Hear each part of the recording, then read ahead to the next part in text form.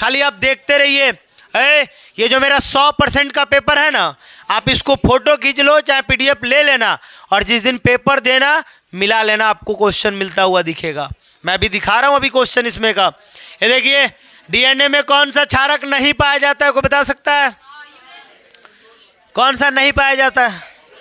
DNA में कौन सा क्षारक नहीं पाया जाता है? यूरेसिल।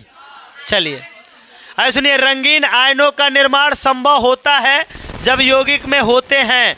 3 ऑप्शन, चौथा ऑप्शन दे नहीं रहा है। चलो ठीक है, कोई बात नहीं है, आगे बढ़ जाते हैं, कोई दिक्कत नहीं है।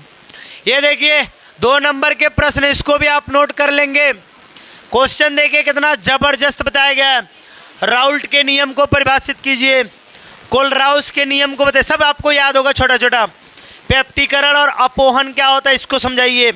निम्नलिखित में IPSC का नाम लिखिए।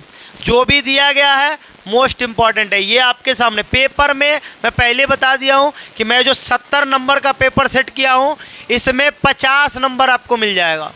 खाली इसमें पढ़ लेना अच्छे से। इसको भी आप खींच सकते हैं, कोई दिक्कत नहीं है। हो गया, आगे बढ़ो। ये देखो, ये 4 नंबर, यहाँ भी 8 नंबर। मानक इलेक्ट्रोड विभव क्या होता है, किसे कहते हैं, दे रहा है। बाकी दूसरा आभासी एकाणु अभिक्रिया क्या होता है, इसको समझाइए।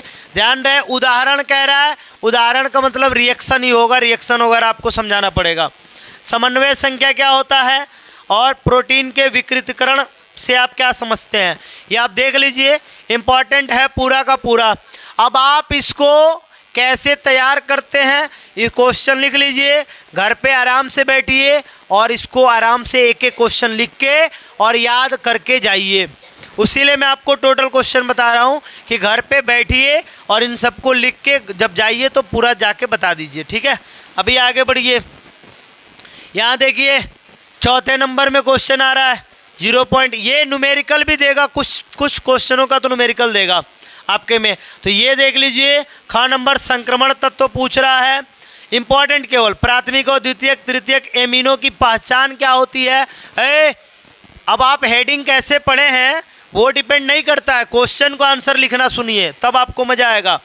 ग्लूकोज की संरचना के लिए रासायनिक समीकरण, मैं पहले बोला हूँ, रासायनिक समीकरण जितना स्वच्छ और साफ सुथरा लिखेंगे उतना प्रभाव ज़्यादा पड़ेगा, एग्जामिनर जो चेक करने वाला होगा और आपको बेहतरीन नंबर देगा। मैं बार बार कहता हूँ, लिखावट कोई जो है पढ़ने पोथी पत्र आपका वहाँ पे गया नहीं है।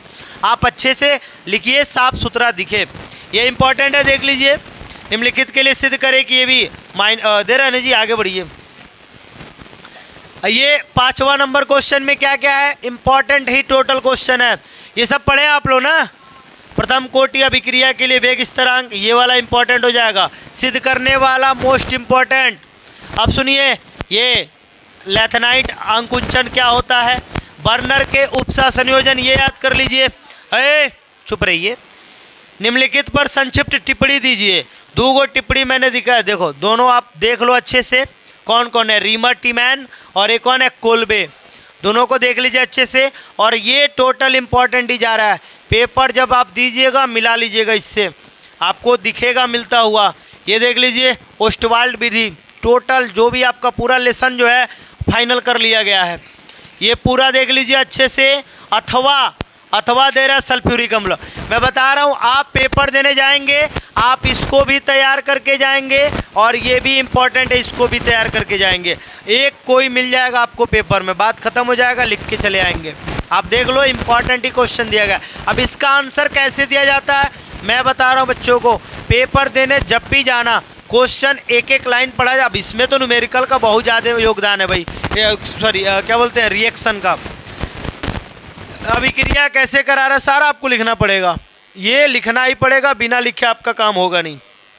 आगे देख लीजिए, ये वाला क्या होता है जब, ये भी देख सकते हैं आप। क्लोरोफॉर्म को सिल्वर चूर्ण के साथ कराते हैं, फिनोल की अभिक्रिया जिंक चूर्ण के साथ, फॉर्मेल्डिहाइड की अभिक्रिया सांद्र